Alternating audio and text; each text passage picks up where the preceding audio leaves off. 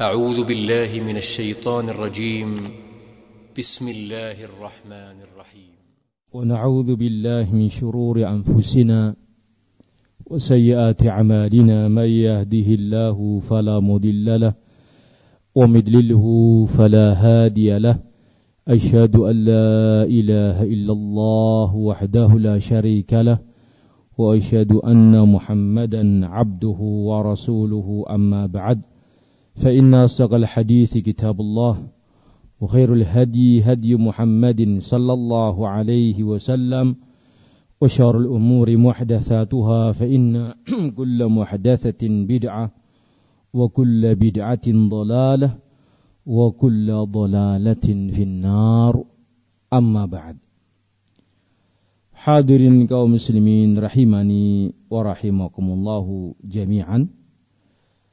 Kita akan masuk kepada beberapa sebab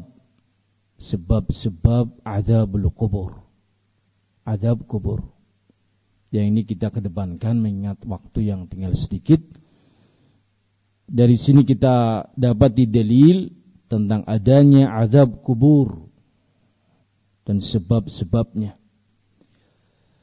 Di antaranya hadis yang tadi kami janjikan untuk kita membacanya, hadis riwayat Imam Bukhari wa Muslim dalam sahih keduanya dari sahabat Abdullah bin Abbas radhiyallahu anhu. Maran Nabi alaihi salatu wasalam ala qabrain. Satu hari Nabi melintas dua kuburan. Faqala innahuma la yu'adzabani wa ma yu'adzabani fi kabirin. Sungguh kedua kuburan ini sedang orangnya diazab dalam kuburnya. Keduanya diazab, wa ma yu'adzaban, tidaklah keduanya diazab dalam perkara yang sangat besar. Ya, ini perkara itu perkara yang mudah untuk dihindari, tetapi itu besar akibatnya, mendatangkan azab kubur. Thumma qala bala ama ahaduhuma fakana yas'a bin namimah. Salah satu di antara keduanya diazab di kuburnya karena dia dulu melakukan namimah, adu domba. Thumma al-akhar fakana la yastatiru min baulihi. Sebutkan dalam riwayat lainnya kana la yastanzihu min baulihi. Dia tidak menutupi dirinya dari air kencingnya. Yani dia biarkan terpercik mengenai kakinya atau mengenai anggota tubuhnya yang lain. Atau dalam riwayat ini la yastatiru min bauli, dia tidak menutup diri ketika dia sedang buang air kecil.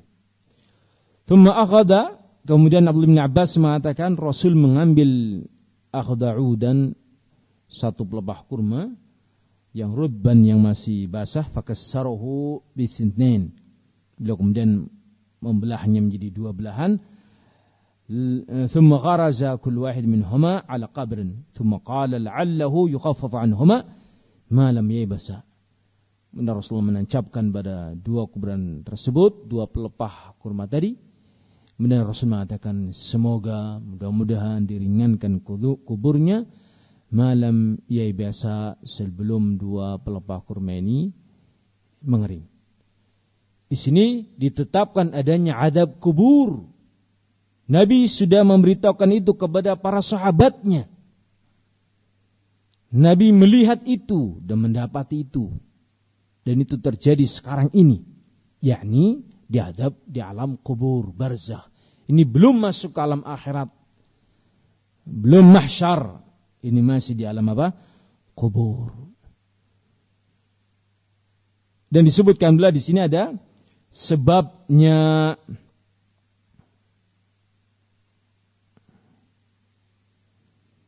Sebabnya adalah namimah dan tidak menutupi diri dari air kencing. Yang itu sesuatu yang sebenarnya bisa untuk kita melakukan jaganya. Dan disyariatkan dalam agama kita. Tanazzahu minal baul. Fa inna 'amata 'adab al-qabri minhu.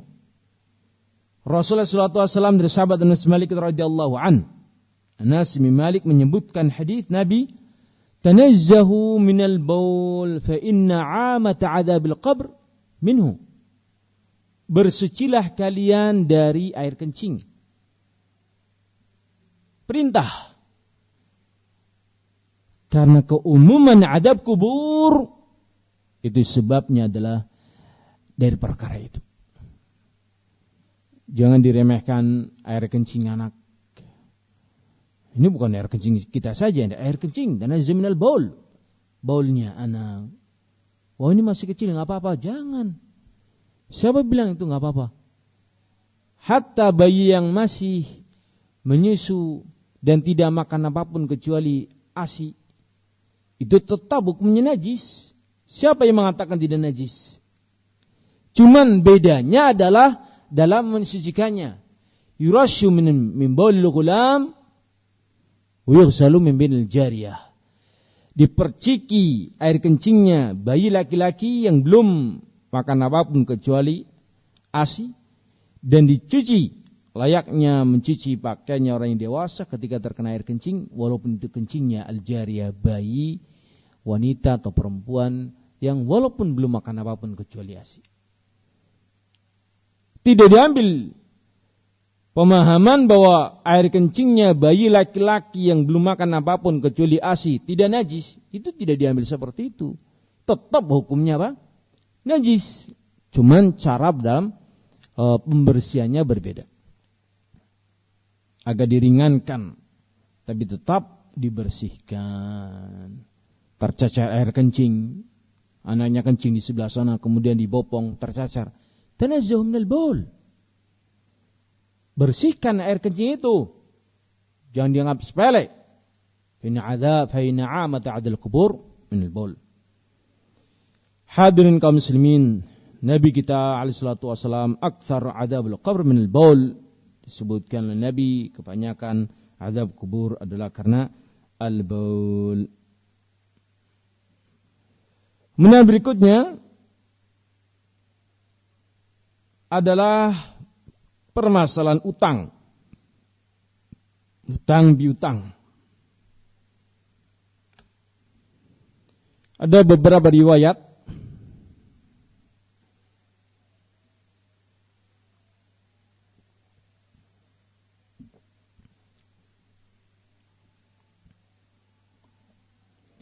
saya bacakan hadis Sa'ad bin Adwal radhiyallahu an qala, mengisahkan sebuah kejadian, ana akhahu mata wa taraka 300 dirham. Beliau punya saudara laki-laki yang meninggal dunia memiliki harta 300 dirham. Wa taraka iyalan, dan meninggalkan keluarga, istri dan anak-anaknya. Qala faradtu an anfaqaha ala iyalihi. Aku ingin memanfaatkan harta tinggalan jadi untuk menafkahkan kepada saudara sahabat, kepada keluarganya.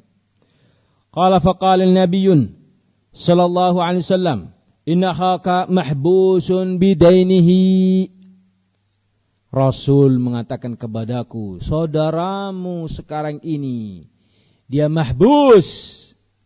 Mahbus itu kalau bahasa kitanya hubisa, di penjara. Mahbus, di penjara. yakni terdapat padanya azab. Bidainihi, dengan sebab utangnya. Nabi SAW menyatakan seperti itu. Fadabu faqidun an. Fa'akidu an, aku pun segera menggunakan harta tadi untuk membayar utangnya. Dengan itu Nabi SAW di akhir hadis belum menyebutkan kau telah menyelamatkannya. Maka fadhahabtu faqadaitu anhu thumma ji'tu faqultu ya Rasulullah qad qadaitu min. Ya Rasulullah, telah aku tunaikan, yakni aku telah selesaikan utang piutang saudaraku tadi. Ini menunjukkan bahwasanya utang piutang yang terbawa sampai mati itu menyebabkan orang tersebut mendapatkan adab. Adab di mana itu? Fil qabr. Karena sebelum adanya kiamat besar, orang itu di masa apa? Di alam mana? Alam barzah, alam kubur. Beberapa riwayat yang lainnya,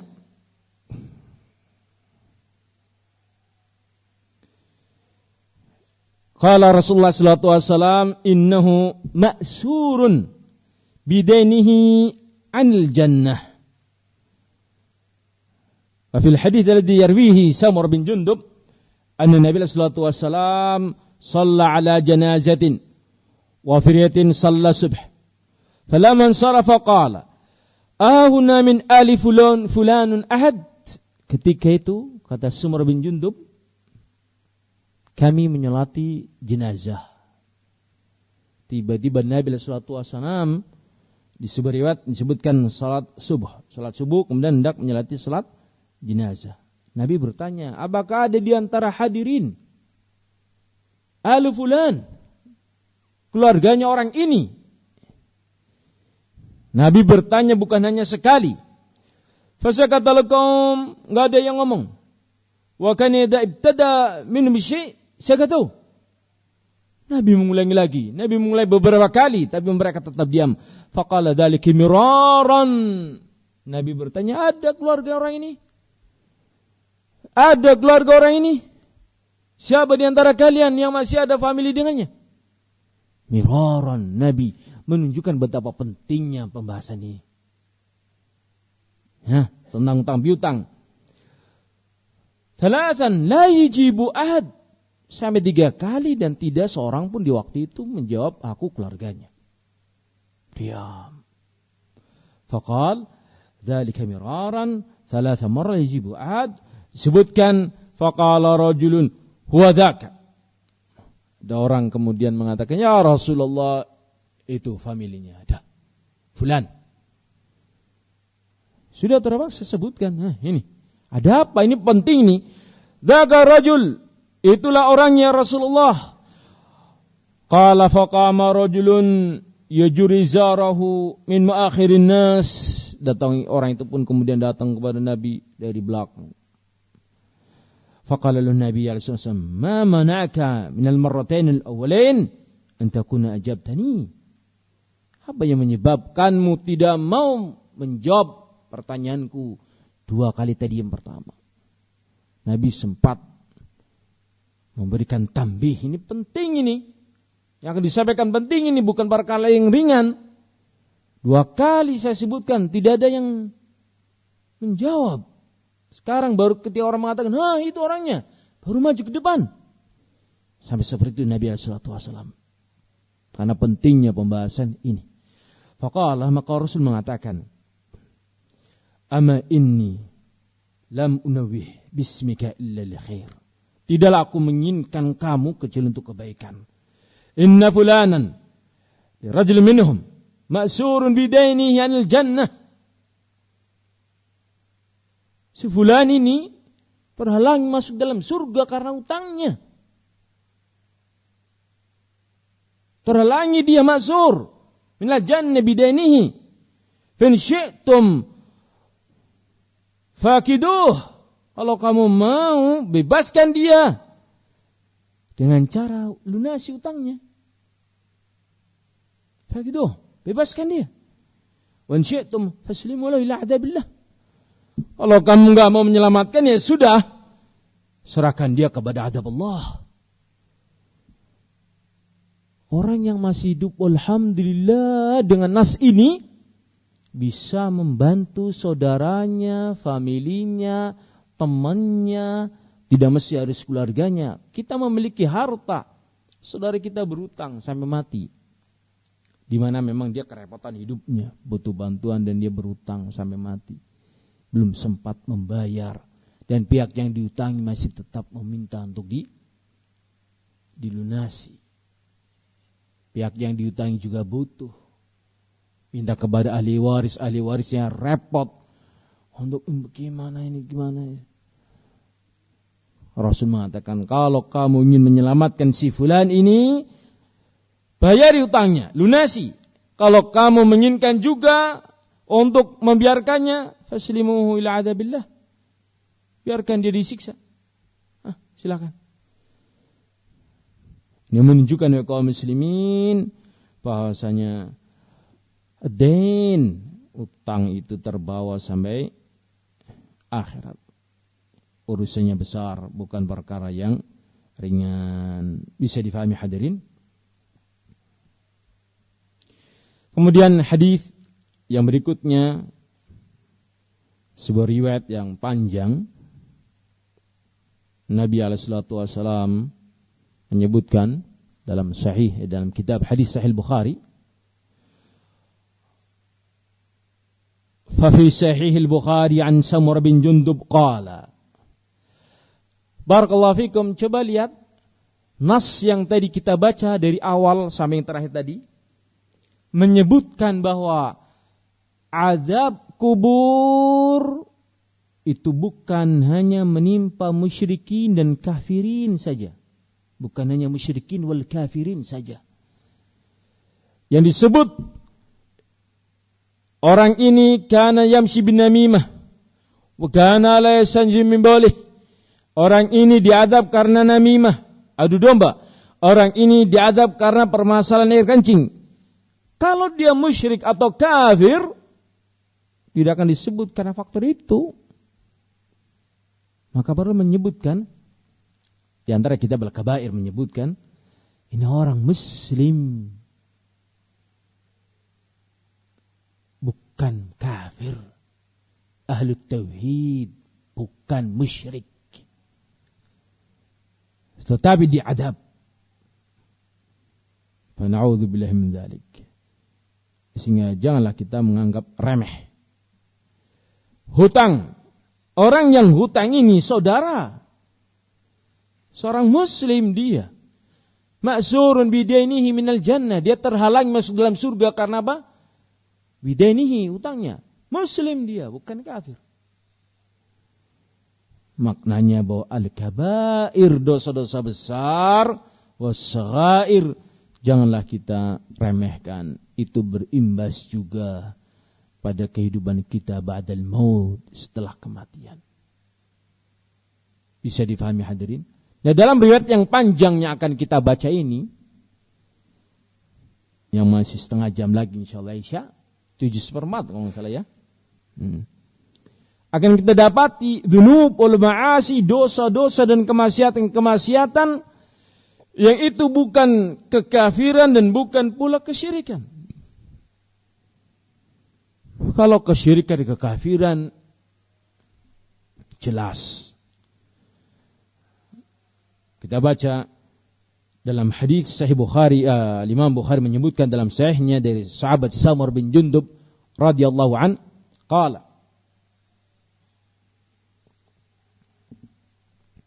kana an-nabi alaihi salatu wassalam idza shalla salatan aqbala alaina biwajhihi faqala man ra'a minkum lailata ru'yan qala fa in ra'a ahaduhu atau ahadun qassaha fa yaqul ma sya Allah. Waktu itu Nabi alaihi salatu wassalam idza shalla salatan, tatkala beliau selesai melakukan ibadah salat, kadangkala beliau bertanya kepada para hadirin jamaah yang ikut salat berjamaah, man ra'a minkum lailah ru'yan, siapa di antara kalian yang tadi malam bermimpi? Mimpi seorang mukmin, ya, adalah sebuah hal yang bermanfaat. Bukan berarti kita berpijak pada mimpi-mimpi, tidak. Maka tatkala ada seorang sahabat yang berkisah, maka Rasulullah SAW mengatakan, Masya Allah. Fasa'alna yaman faqal, satu hari, kata Samur bin Jundub, Nabi bertanya kepada kami setelah selesai salat. Pertanyaannya, hal ra'ahadukum minkum ru'yan? Qulna la. Apakah ada di antara kalian yang tadi malam bermimpi? Kami katakan tidak. Qala lakinni ra'aitu al-lailata rajulaini atani, tetapi aku tadi malam bermimpi adanya dua orang yang datang kepadaku. Barakallahu fikum, kita akan membaca sebuah kisah panjang mimpi Rasul sallallahu alaihi wasallam, dan ini adalah wahyu minallahi jalla wa ala yang harus kita imani. Karena berisikan tentang apa? Akhbar, berita. berita-berita yang disampaikan oleh Nabi SAW wajib kita untuk membenarkannya. Kita baca dengan cepat. Fa'akhadha biyadayya fa'akhrajani ilal ard al-muqaddasata fida rajulun jalisun wa rajulun qaimun biyadihi kalub min hadidin qala ba'da ashabin an Musa kalub min hadidin yudkhiluhu ila shidqihi hatta yablugha qafah ثم يفعل إشداق الآخر مثل ذلك ويمتثل شدق أحد فيعود فيصنع مثله. Aku tadi malam dibawa oleh 2 orang laki-laki. Yang disebut nanti akhirnya siapa 2 orang itu? Berjalan menaiki sebuah sesuatu yang tinggi. Di malam itu kami mendapati di perjalanan tersebut kami mendapati adanya seorang dalam keadaan dia sedang jalis, duduk, disebutkan dalam riwayat ini duduk. Sebutkan dalam riwayat lainnya muttaji'an, dalam keadaan terlentang. Ini jalis, duduk. Wa rajulun qa'im, yang satu berdiri di atas kepala orang itu. Satu duduk di bawah, satu berdiri di atas. Biadi kalau min hadid. Di tangan orang tersebut yang berdiri ada galub min hadid, besi yang runcing seperti mata kail pancing, yang ujungnya sangat runcing, kanan di kirinya. Nabi mendapati pemandangan yang sangat mengerikan. Orang yang berdiri menancapkan ujung yang runcing tadi pada belahan mulut sebelah kanannya dan merobeknya ila qafah, sampai ke tengkuk, tarik, langsung ke tengkuknya.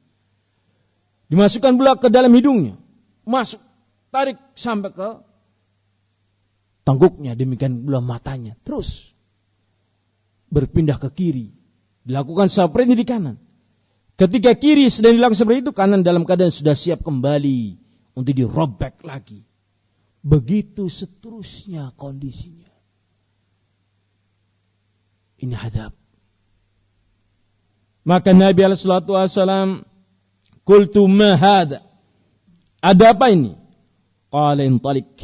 2 orang tadi yang bersama aku mengatakan, berjalan dulu, nanti akan diberitahukan kenapa orang itu disiksa dengan siksa seperti itu. Maka kami pun berlanjut melakukan perjalanannya kembali. Fantalaqna hatta taina ala rajulin muttaji'in ala qafah. Sampai kami dalam perjalanan mendapati seorang tertidur dalam keadaan ila qafah, di atas apa? Tengkuknya. Ya, wajahnya ada di atas. Wa rajulun qa'imun ala ra'sihi bi fihrin asakhratin. Dan ada orang yang berdiri tinggi besar, kokoh kuat, berada tepat di atas kepala orang yang tadi tidur dengan berbaring tadi. Dalam keadaan memegang sakhrah. Sakhrah itu adalah batu yang besar. Batu yang besar. Untuk apa batu itu? Rasul melanjutkan ucapannya. Faida darabahu fayashdihu bihi ra'sahu. Aku melihat orang itu membenturkan dengan keras batu yang ada di tangannya ke kepala orang tersebut. Sampai remuk kepalanya. Pecah kepalanya.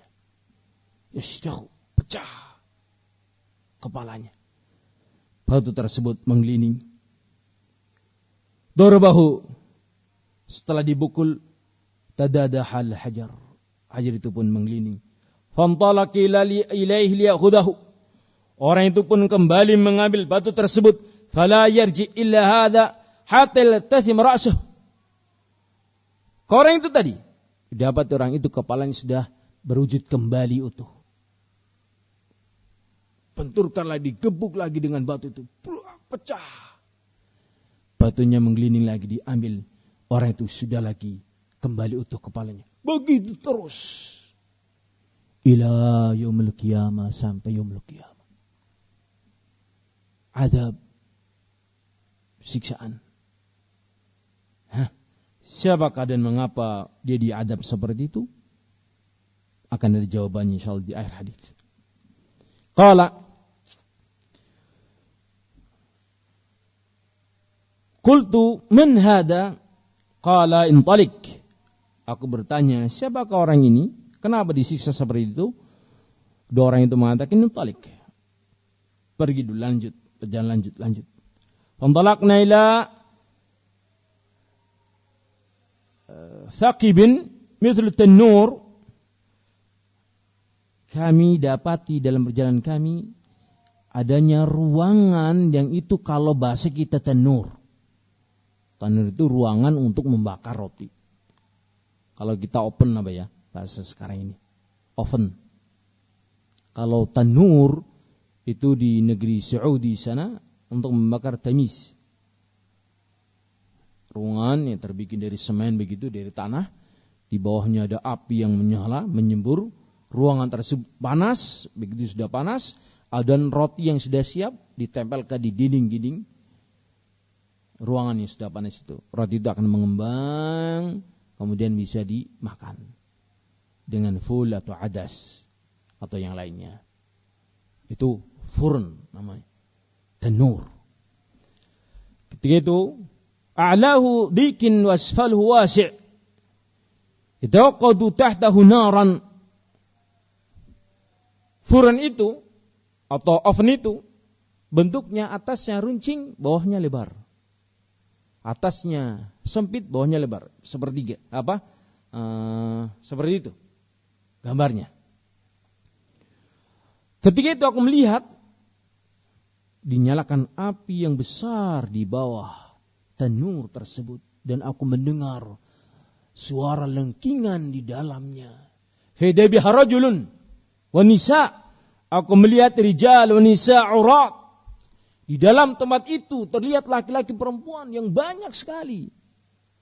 Semuanya telanjang dalam keadaan terbakar, menangis menjerit melengking.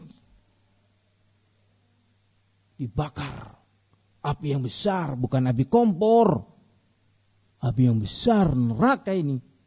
Adab, belum di anar. Anar itu api. Ya. Wal'iyadu billah. Fakultu man haula? Siapa itu? Qala intaliq. Lanjut dulu. Mari berjalan lagi. Maka Rasulullah SAW berjalan kembali. Fantalaqna, kami pun melanjutkan perjalanan. Hatta ta'ina ala nahrin min damin. Sampai kami menjumpai adanya sungai yang airnya dari darah. Fihi rajulun qa'im ala wasitin nahri wa rajulun bin yadayhi hijarah. Aku dapati di waktu itu kan Nabi, ada orang yang di dalam sungai itu berenang, dan satu lagi di samping tepi sungai itu ada seorang yang di hadapannya sekian banyak bebatuan. Ala syatin nahri rajul fa aqbala ar-rajul alladhi fi an-nahri fa idza arada yakhruja rumiya ar-rajulu bihajarin fi fihi faradu hatta haitsu kana. Nabi mengisahkan, aku melihat orang yang sedang berenang tadi ke tepi dilempar sama batu oleh orang yang sedang di sisi tepinya. Pas di mulutnya dia manga begini, batunya langsung masuk ke mulutnya. Dia berenang ke tepi sana, ditaruh, berenang lagi ke sini, bolak-balik terus tepi ke tepi dengan dilempari batu pada mulutnya. Siapakah itu? Kenapa diadab seperti itu? Fi nahrin min damin. Airnya terbikin dari darah. Fakultu man hadha qala intalik. Lanjutkan perjalanan dulu. Anda penasaran? Oh, Rasul saja belum dikasih tahu. Sabar dulu. Rasul belum dikasih tahu. Tentunya sudah, kalau sekarang sudah di waktu itu Nabi kasih tahu intalik, lanjut dulu perjalanannya, lanjut. Fantalaqna hatta tahayna ila raudatin khudra fiha syajaratun 'azimatun. Sampailah kami pada satu tempat yang hijau, taman yang indah, penuh dengan pepohonan yang hijau. Fiha syajaratun 'azimatun, Aku dapati adanya pohon yang besar di tempat itu. Wa fi asliha syekhun wa sibyanu. Aku melihat di bawah pohon yang besar itu ada seorang yang tua, di sekitarnya anak-anak. Fada rajulun qaribun min asy-syajarati baina yadayhi narun yuqiduha. Fas'ida bi fi asy-syajarah wa dakhalani fihi daran lam arqat ahsan minha. Kemudian aku memasuki satu rumah yang sangat indah yang aku belum pernah melihat rumah seindah itu sebelumnya. Fiha rijalun syuyukh wa syababun wa nisa'un wa sibyan. Di dalam terdapat orang tua, anak-anak, laki-laki, wanita, pemuda, ramai di situ. Thumma kharajani minha fas'ida bi syajarah fadakhalani daran hiya ahsan wa afdal fiha syuyukhun wa syabab. Masuk lagi ke rumah yang lebih bagus. Lihat orang-orang yang ada di dalamnya, orang tua, para pemuda-pemuda. Qultu, maka kemudian di akhir kisah Nabi SAW bertanya lagi, siapakah orang yang pertama, kedua, ketiga, keempat, dan yang berikutnya laki-laki tua yang disekitari oleh anak-anak. Masih ada waktu? Masih. Kalau enggak maksudnya kita tutup saja. Jawabannya entah kapan lagi.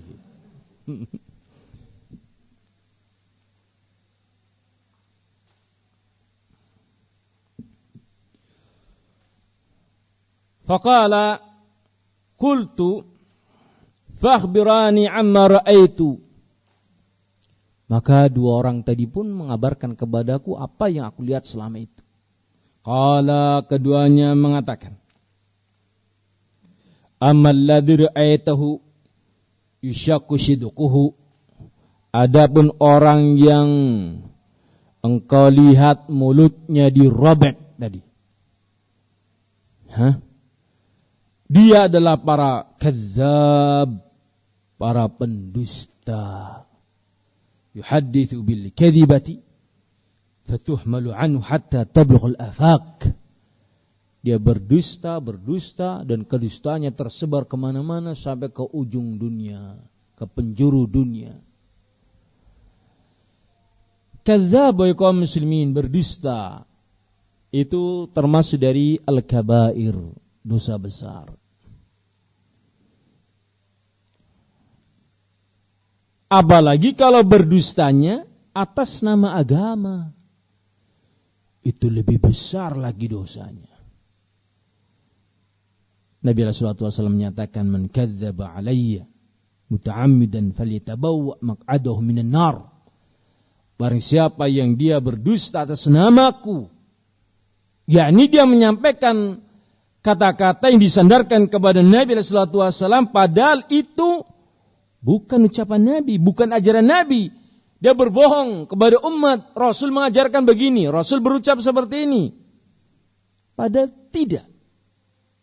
Maka hendaknya dia menyiapkan tempat duduknya dalam api neraka. Kalau dia berdusta atas nama Allah Azza wa Jalla, Allah berfirman atau Allah mensyariatkan atau mengatakan Allah membolehkan, Allah mengharamkan tanpa dalil, kemudian dipastikan itu adalah kedustaan, itu juga adalah perkara yang lebih besar. Wa man adlamu mimman iftara 'ala Allahi kadziban. Siapa lagi orang yang lebih zalim daripada orang yang berdusta atas nama Allah Subhanahu wa taala. Jadi hati-hati. Hati-hati wahai kaum muslimin, jangan sampai kita berbohong.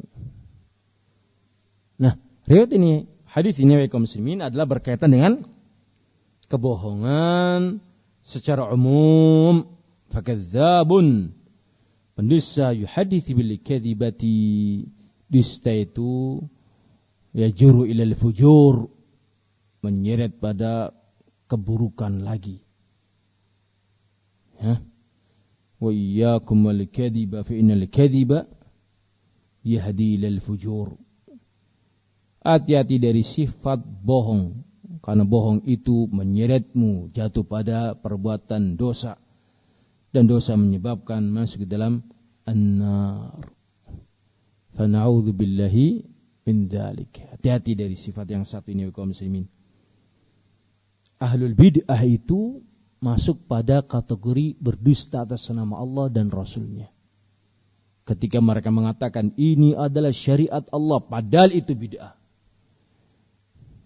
Maka Rasul mengatakan kadzabun dajjalun, para pendusta besar. Ya, hati-hati. Kemudian yang berikutnya, fayusna bihi ma ra'aita ila yaumil qiyamah, dilakukan azab itu seperti yang kau lihat sampai yaumul qiyamah. Kata-kata sampai yaumul qiyamah menunjukkan azab ini di alam kubur. Azab ini di alam kubur, barzakh. Kemudian yang berikutnya, walladzi ra'aitahu yushdakhu ra'suhu farajulun 'allamahu Allahul Qur'an fanama minhu bil-lail wa lam ya'mal fihi bin-nahar yaf'al bihi ila yaumil qiyamah. Lihat, adapun orang yang dipukul dengan batu besar sampai kepalanya pecah tadi, bertubi-tubi, apa dosa yang dilakukannya?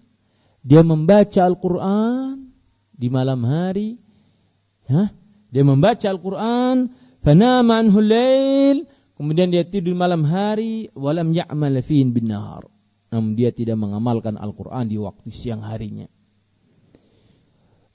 Disebutkan oleh para ulama, yang dimaksudkan dengannya adalah dia mengerti ilmu, walam ya'mal bihi, namun dia tidak mengamalkannya.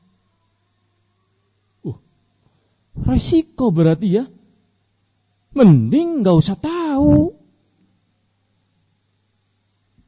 Ya betul Pak? Mending gak usah tahu. Gak usah tahu, jahil itu sebab terbesar masuk neraka. Terus milih simpun di Pak? Tahu gak diamalkan, berat. Gak tahu masuk neraka. Aduh, pusing. Solusinya adalah berilmu dan diamalkan ilmunya. Nabi kita sallallahu alaihi wasallam menyatakan dalam hadis yang sahih, Al-Qur'anu hujjatun laka aw 'alaika. Al-Qur'an, ilmu yang bermanfaat berupa Al-Qur'an adalah ilmu yang akan membelamu kelak di akhirat. Ya Allah, aku beramal seperti ini karena Al-Qur'an menyebutkan seperti ini. Hujjah itu ilmu. Aku meninggalkan ini karena Al-Quran menyebutkan untuk saya meninggalkannya. Hujjah, kenapa kamu begini? Al-Quran. Itu ilmu nafi'. Atau kemungkinan kedua, Al-Quran hujjatun alaik. Al-Quran, ilmu yang bermanfaat ini bisa menjadi hujjah yang akan menyerangmu. Senjata makan tuan. Punya ilmu tidak diamalkan, kelak nanti di yaumul qiyamah akan diingatkan, kamu sudah tahu kenapa kamu langgar. Kamu sudah tahu itu wajib, kenapa kamu tinggalkan? Ini hujjatun alaik. Tidak mau berilmu berarti tidak mengerti amal saleh, tidak mengerti iman, tidak mengerti takwa. An-nar, neraka. Apakah ada nasnya orang yang jahil masuk neraka? Ada. Al-Quran dalam surat Al-Mulk, Allah subhanahu wa ta'ala menyebutkan itu. Penyesalan yang besar. Lau kunna nasma'u aw nakilu ma kunna fi ashabis sa'ir. Seandainya aku dulu di dunia mau mendengar, yang mau talabul ilmi, bermajlis, mendengarkan ilmu dibacakan, nakilu dan mau memahaminya. Lihat, bukan hanya mendengar kemudian tidak mau memahaminya. Berarti kalau bermajlis, mendengarkan plus usaha untuk apa? Memahami. Kalau cuma datang kemudian dengkluk, ngantuk dari awal ta'lim sampai akhir ta'lim, tiba-tiba begitu salam kaget, sudah rampung ya. Ya, itu tidak bermutu. Ya. Jasadnya toknya di sini, ruhnya entah kemana. Nasma nakil, mendengar, memahami, mengerti, meyakini, mengamalkan. Kalau seandainya kami seperti itu, ma kunna fi ashabi sa'ir, kami tidak akan masuk dalam neraka sa'ir. Qala Syekh Ibnu Utsaimin, akbaru sababin dukhulin nas nara al-jahlu. Sebab terbesar, fi makna qala Syekh Ibnu Utsaimin, sebab terbesar manusia masuk dalam neraka karena faktor al-jahlu, kebodohan. Milih pun dibak, milih bodoh, tidak. Milih berilmu, tapi tidak diamalkan, lebih lagi tidak. Maka harus kita talabul ilmi dan mengamalkannya. Bisa difahami hadirin? Ya. Yang berikutnya.